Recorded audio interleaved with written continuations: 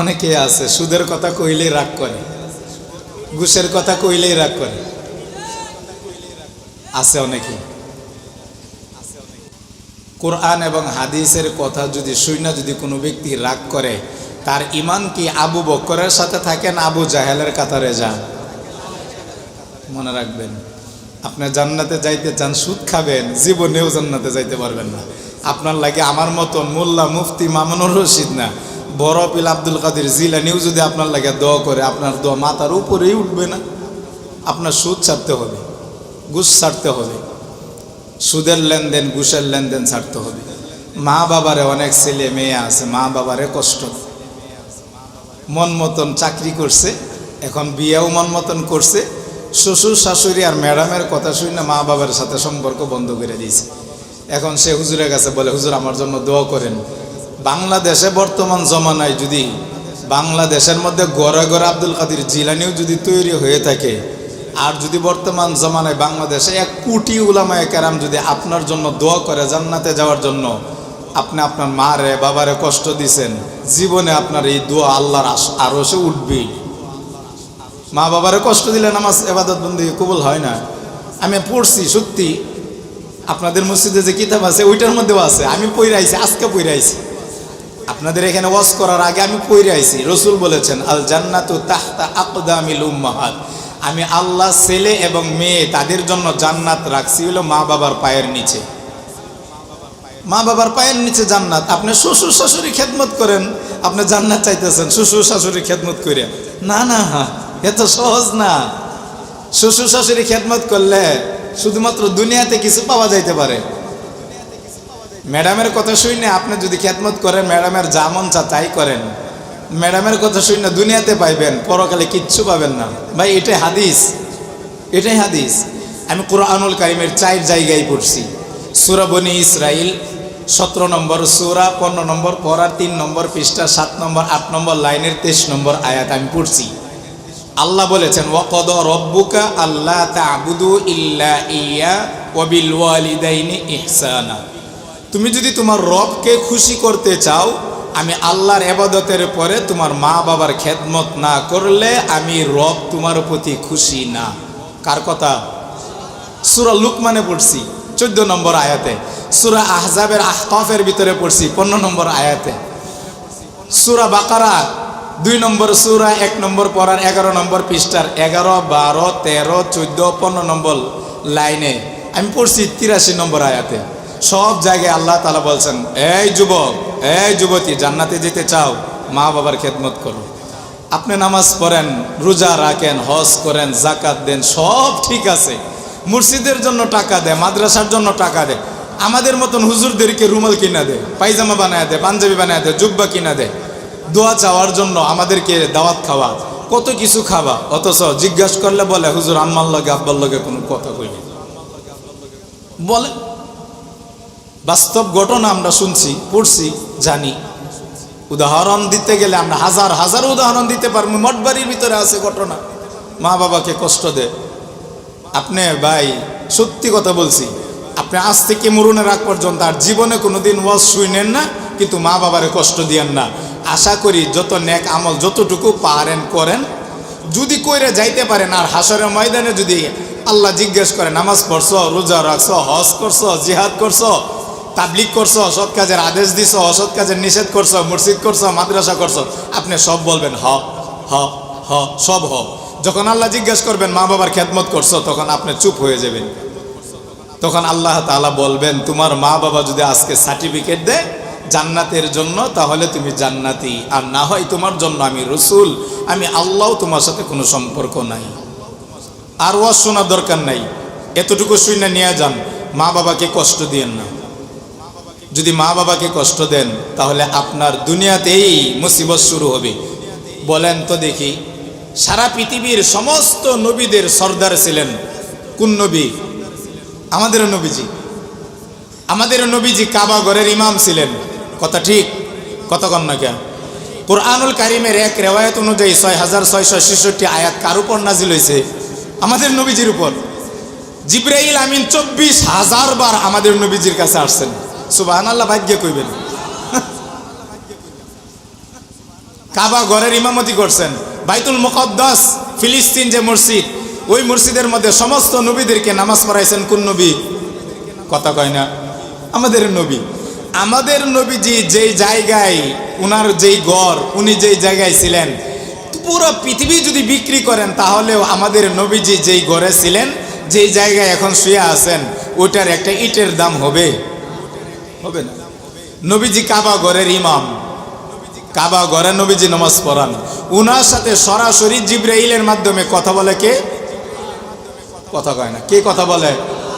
নবীজির পিছনে নামাজ পড়ে। কেউ 10 বছরের কথা বলছে, কেউ 5 বছরের কথা বলছে, কেউ 12 বছরের কথা বলছে, কেউ 15 বছরের কথা বলছে, কেউ 20 বছরের কথা বলছে। বহু রেওয়ায়াত এমনও পাওয়া যায় 40 বছরের কথাও পাওয়া যায়, যে আল্লাহর নবীর একজন সাহাবী 5 ওয়াক্ত নামাজ পড়তো আল্লাহর নবীর পিছনে। কি মনে করেন? ভালো করে শুনেন, আল্লাহর নবীর পিছনে নামাজ পড়তো, কাবা ঘরে নামাজ পড়তো। যেই কাবা ঘরে 1 রাকাত নামাজ পড়লে 1 লক্ষ রাকাতের সওয়াব হয়। সুবহানাল্লাহ। কোন কাবা ঘরে নামাজ পড়তো, তাও নবীজির পিছনে নামাজ পড়তো। কিতাবের ভিতরে লেখছে 5 ওয়াক্ত নামাজ পড়তো, মাঝে মাঝে তাহাজ্জুদের নামাজ কাবা ঘরে আয়া ওই সাহাবী পড়তো। ইশরাক পড়তো কাবা ঘরে, আওয়াবিনের নামাজ পড়তো কাবা ঘরে, চাশতের নামাজ পড়তো কাবা ঘরে, সালাতুজ জুহা এর নামাজ পড়তো কাবা ঘরে, সালাতুল হাজতের নামাজ পড়তো কাবা ঘরে। মুসিবতের ভিতরে পড়লেই দৌড় দিয়ে আইসা কাবা ঘরের ভিতরে নামাজ পড়তো একজন সাহাবী, নাম তার আলকমা। কি সাহাবী? কথা কন না কে? জোরে বলেন, কি সাহাবী? আলকমা। কার পিছনে নামাজ পড়তো? কোথায় নামাজ পড়তো? কাবা ঘরে। নবীজির পিছনে নামাজ পড়ছে, কাবা ঘরে নামাজ পড়ছে। কিতাবে এটাও লেখছে আল্লাহর নবীর মুয়াজ্জিন বেলালে হাবশি যেখানে দাঁড়াইতো, ওই বেলালে হাবশির হয়তোবা ডাইনে অথবা বামে, 2 সাইডেই সবসময় নামাজ পড়তো। আল্লাহর নবী মাঝে মাঝে নামাজ ফিরে চাইতেই তার দিকে নজর যাইতো। একদিন আল্লাহর নবীর কাছে বলতেছে, হুজুর মনটা খুব খারাপ, মনটা খুব খারাপ। আল্লাহর নবী বললেন, কি হয়েছে? হুজুর মনে হয় সম্ভবত আমি আর বেশি দিন বাঁচবো না। ওগো নবীজি, মনে যদি কষ্ট না নেন, আমার বাড়ি তো মদিনা থেকে একটু দূরে, মনে যদি কষ্ট না নেন নবীজি, আপনার একটু অনুরোধ করছি, আমি যদি আপনার আগে মারা যাই, আপনি নবীজিকে আমার জানাজা পড়বেন?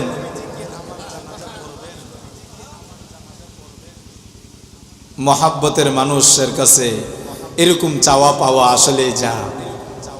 আল্লাহর নবী চোখ দিয়ে পানি পড়তেছে, হাত্তা ইয়াবুল্লা লিহিয়াতাহু। কিতাবের ভিতরে লেখছে নবীজি তার কথাটা শুইনা না কেমন জানি কান্না শুরু করছে, এমন কি কানতে কানতে তার দাড়ি মুবারক ভিজে গেছে, নবীজির দাড়ি ভিজে গেছে। তো কিরকম কানছে? কম কানছে? কথা কন না কে? কষ্ট হইতেছে? রাগ করতেছেন নাকি? হাত্তা ইয়াবুল্লা লিহিয়াতাহু, নবীজি দাড়ি মুবারক ভিজে গেছে কান্না করতে করতে। হঠাৎ করে তুমি এই কথাটা বললা? আচ্ছা যাও, ঠিক আছে। মসজিদের নববীর মধ্যে বসে আলোচনা করতেছে। নবীজি বললেন, ঠিক আছে, তুমি যদি আমার আগে মারা যাওয়ার আমি নবীজি সংবাদ পাই, তাহলে আমার যতটুকু সম্ভব হয় আমি তোমার জানাজা পড়ানোর ওয়াদা করলাম। যাও। সুবহানাল্লাহ। কোন আল্লাহ। নবীজি জানাজা পড়াইবার যাইবেন, ওয়াদা করলেন।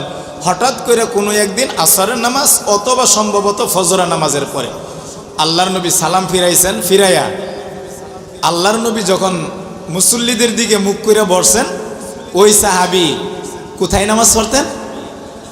বেলাল হাবশির ডাইনে অথবা কাছেই তো। আল্লাহর নবী এদিকে তাকাইলেন, ওই দিকেও তাকাইলেন, নাই তো, নাই তো। আল্লাহর নবীর মনটা হঠাৎ করে খারাপ হয়ে গেছে। আল্লাহর নবী প্রোগ্রাম শেষ করে জিজ্ঞাসা করলেন, এই আমার আলকমা সাহাবী কই? বেলালে হাবশি বলতেছে, হুজুর কি জানি শুনলাম তার শরীরটা নাকি খুব খারাপ। আবু বকর, উমর, উসমান, আলী, একটু খবর নেও তো। খবর নিয়ে দেখা গেছে উনি মারা গেছে, ইন্তেকাল করেছে। অন্য এক রিওয়ায়াতের ভিতরে আসছে যে উনি যে মারা গেছে, সাহাবায়ে কেরাম আল্লাহর নবী হয়তোবা সম্ভবত রাতে মারা গেছে, তো আল্লাহর নবীর যাতে কষ্ট না হয় এই জন্য আর জানান নাই। ফজরের নামাজের পরে অথবা কোন নামাজের পরে আল্লাহর নবী জিজ্ঞেস করেছেন, অথবা সাহাবায়ে কেরাম নিজে আইসা বলতেছেন, ইয়া রাসূলুল্লাহ, ইয়া হাবিবাল্লাহ, সংবাদ শুনেছেন আপনার পিছনে বেলালে হাফসির ডাইনে অথবা বামে আপনার পিছনেই যে সাহাবী আলকামা নামাজ পড়তো, ওই সাহাবী তো ইন্তেকাল করেছে। হুজুর আপনি কি শুনছেন? কিতাবের ভিতরে লিখছে নবীজির মনটা এত খারাপ হয়েছে, সাহাবায়ে কেরাম বলেন আমরা সবাই যখন নজমার ভিতরে বসে আছিলাম, আল্লাহর নবীর ওই কাছে যখন বসা ছিলাম, আমরা দেখলাম হঠাৎ করে আল্লাহর নবীর চেহারাটা কেমন জানি পরিবর্তন হয়ে গেছে, কেমন জানি কষ্টে কষ্টে চেহারাটা পরিবর্তন হয়ে গেছে। আল্লাহর নবী বললেন তাড়াতাড়ি তোমরা খবর লও, ওই সাহাবীর জানাজা, আলকামার জানাজা কখন, আমি নবী নিজে পড়াইমু, গিয়ে বলো। কি বুঝলেন? কি বুঝলেন আপনি? কাবা ঘরে নামাজ পড়ে, নবীজির পিছনে নামাজ পড়ে, 5 ওয়াক্ত নামাজ পড়ে, হজ করছে, উমরাও করেছে, এশরাক পড়েছে, আওয়াবিন পড়েছে, চাষ্টের নামাজ পড়ে, সালাতুল হাজত পড়ে, বিশ্ব নবীর পিছনে পড়ে। 1 রাকাত নামাজের সব 1 লক্ষ রাকাতের সব হয়। কেউ বলেছে 2 বছর, 5 বছর, 10 বছর, 20 বছর, 30 বছর, 40 বছর, বিভিন্ন রাবি বিভিন্নভাবে বর্ণনা হয়েছে। নবীজির পিছনেই নামাজ পড়তো এত বড় এক সাহাবী। আল্লাহর নবী জানাজা পড়াইতে গেছেন, ঘটনা তো সবাই জানেন, বহু শুনছেন। জানাজা পড়ানোর সময় গেছেন, অথবা বিভিন্ন রেওয়ায়েতে আসছে, গিয়ে দেখে যে তার অবস্থা ভালো না, তার মনে হয় সম্ভবত অবস্থা সময় শেষ, একেবারে সময় শেষের দিকে। এক সাহাবী কালিমা পড়ানোর জন্য তার কাছে গেছে, সময় শেষ, অবস্থা ভালো না। আল্লাহ রসুলের কাছে সংবাদ আসছে, হুজুর আপনার যে সাহাবী আলকামা, তার তো অবস্থা ভালো না, মনে হয় মারা যাবে, হুজুর তাড়াতাড়ি চলেন। নবীজি দৌড় দিছেন। কি বলে? আলকামা এত অবস্থা এত খারাপ, আমি জানি না, চলো চলো চলো চলো তাড়াতাড়ি চলো। গেছেন, গিয়ে দেখে আলকামাকে এক সাহাবী তালকিন করতেছে কালিমা পড়ার জন্য, মাথা দিয়ে না করে, কালিমা পড়তে চায় না। ইন্না লিল্লাহ, কালিমা পড়তে চায় না, কালিমা পড়ে না। পাশে বসে বসে সাহাবী তাকে কালিমা পড়ানোর জন্য তালকিন করতেছে, সে পড়তে পারে না। আল্লাহর নবী নিজে গিয়া সাহাবাদেরকে নিয়ে আল্লাহর নবী নিজে বলতেছে, আলকামা পড়ো লা ইলাহা ইল্লাল্লাহ। কি হয়েছে তোমার? তুমি কালিমা পড়তে পারতেছো না, তুমি মাথা দিয়ে না করো কেন? তুমি জানো না মান ক্বালা লা ইলাহা আখিরু কালামি লা ইলাহা ইল্লাল্লাহ দাখালাল জান্নাহ, যার শেষ কালিমা হবে লা ইলাহা ইল্লাল্লাহ, সে কোনো না কোনো একদিন জান্নাতে যাবে। আরে সাহাবী তোমাকে কালিমা পড়াচ্ছে, তুমি না করছো কেন? কালিমা পড়ো না কেন? কি জানি মুখ দিয়ে আস্তে আস্তে টিপ টিপ করে বলতে পারে না, জবান দিয়ে কথা আসে না।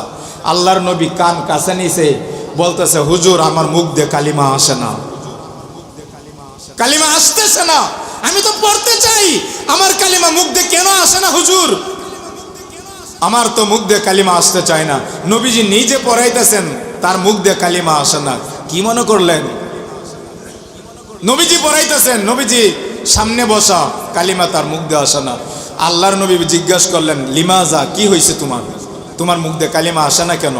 হঠাৎ করে, অনেক লম্বা ঘটনা, হঠাৎ করে একটা মহিলা, সাহাবায়ে কেরাম এরকমও বর্ণনা করেছেন, যেহেতু সে কালিমা পড়তে পারতেছে না, আল্লাহর নবী চিন্তা করলেন বেঈমান হয়ে মারা যাবে, এর চাইতে আমি এর আগুন দিয়ে পুড়ে শেষ করে লাই। সাহাবায়ে কেরাম লাকড়ি জমাইছেন, জানেন সবাই ঘটনা। আল্লাহর নবী যখন লাকড়ি জড়াইছেন অথবা আগুনে পুড়ে ফেলাইবেন, হঠাৎ করে আওয়াজ আসছে এক জায়গা থেকে, হুজুর কিস হুনাকা, হুজুর একটু অপেক্ষা করেন, আমার একটা কথা শুনেন, হুজুর একটু দাঁড়ান। দেখে বৃদ্ধ একটা মহিলা লাঠি ভর দিয়ে হাইটা হাইটা হাইটা হাইটা আল্লাহর নবীর কাছে আসতেছে। আয়েশা বলে, হুজুর আমার সাহাবী, আপনার সাহাবী আমার ছেলে, আপনার সাহাবী 5 ওয়াক্ত নামাজ ঠিক আছে, রমজানের রোজাও ঠিক আছে, হজ করেছে, যাকাত দিয়েছে, ভালো ভালো কাজ করেছে, হুজুর বিশ্বাস করেন, ওয়াল্লাহি 3 বার কসম খেয়ে বললেন, হুজুর ওয়াল্লাহি আমি কসম খেয়ে বলতেছি, বর্তমান মদিনাতে যদি কোনো ভালো ছেলে থেকে থাকে তাহলে এই আলকামা আমার ছেলে, সবচাইতে ভালো ছেলে। হুজুর আমি কসম খেয়ে বললাম, আলকামা মুসলমান হওয়ার পর থেকে আলকামা জীবনে কোনোদিন 1 ওয়াক্ত নামাজও ছাড়ে নাই। হুজুর কসম খেয়ে বললাম, আলকামার মতন ভালো মানুষ আমার জানা মতে মদিনার ভিতরে নাই। তাহলে এত ভালো হওয়ার পরেও তার মুখ দিয়ে কালিমা আসে না কেন? মা বলতেছে, হুজুর আমি হইলাম তার মা, স্ত্রীর কথা শুই না, শ্বশুর শাশুড়ির কথা শুই না, স্ত্রীর কথা শুই না, আমাকে ঘর থেকে আলাদা করে দিছে, আমি তার জন্য বদদুয়া দিছি, আমি কষ্ট পাইছি, তার বাবা মারা গেছে, আমি বদদুয়া দিছি, কষ্ট পাইছি, এই জন্য তার মুখ দিয়ে কালিমা আসে না। হুজুর আমি আমার ছেলেকে বদদুয়া দিছি, আগুন দিয়ে পুরাইতেছেন, আমার তো কষ্ট সহ্য হইতেছেন, আমি আমার ছেলেকে মাফ করে দিলাম। মাফ করে দিছে, এখানে চিৎকার মেরে আলকমার মুখ দিয়ে কালিমা সাথে সাথে লা ইলাহা ইল্লাল্লাহ বের হয়ে গেছে। আল্লাহর নবী বললেন, আল জান্নাতু তাহতা আকদামিল উম্মাহাত, পুরুষের জন্য মহিলার জন্য যতই নামাজ রোজা হজ যাকাত জিহাদ তাবলীগ সৎ কাজের আদেশ অসৎ কাজের নিষেধ, যতই জিকির আজকার কোরআন তেলাওয়াত তালিম তারবিয়ত যা কিছুই করে, যুবক যুবতী যদি তার মা বাবাকে সন্তুষ্ট না রাখতে পারে, নবীজি বলেছেন তার জন্য জান্নাত হারাম, সে জান্নাতে যাইতে পারবে না। আমি আপনাকে এটাই মেসেজ দিলাম, এটাই দিয়ে গেলাম। নবীজি বলেছেন রেজার রব রেজাল ওয়ালিদাইন, সাখাতার রব সাখাতাল ওয়ালিদাইন।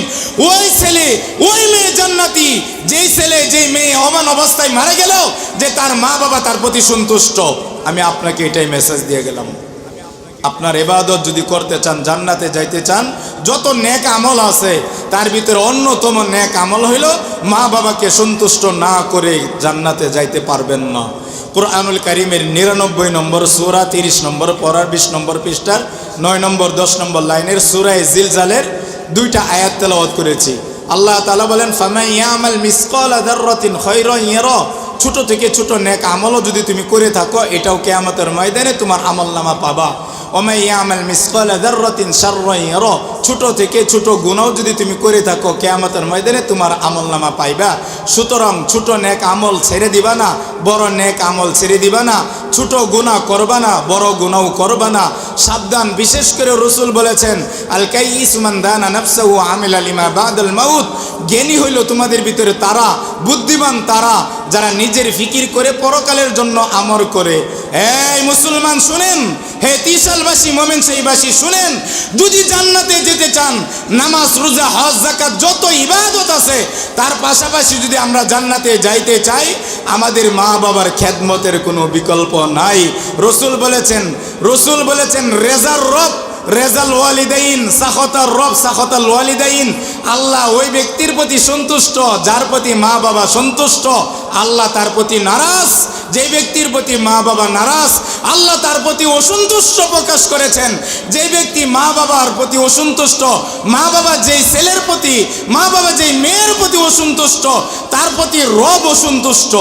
বাস্তব কথা, এটাই কথা, রাইট কথা, 100% হাসা কথা, সত্য কথা, একদম সত্য, হাজার বার লক্ষ কোটি বার সত্য। মা বাবার খেদমতের যারা জান্নাতে যাওয়া যাবে না। আমরা সকলেই আমাদের মা বাবা যারা কবরে চলে গেছেন তাদের জন্য দোয়া করি। মা বাবারা যারা কবরে চলে গেছেন তাদের আত্মীয় স্বজন বন্ধু বান্ধব যারা আছে তাদের সাথে সুসম্পর্ক রাখবেন। যাদের মা বাবা বেঁচে আছে তাদের খেদমত করার চেষ্টা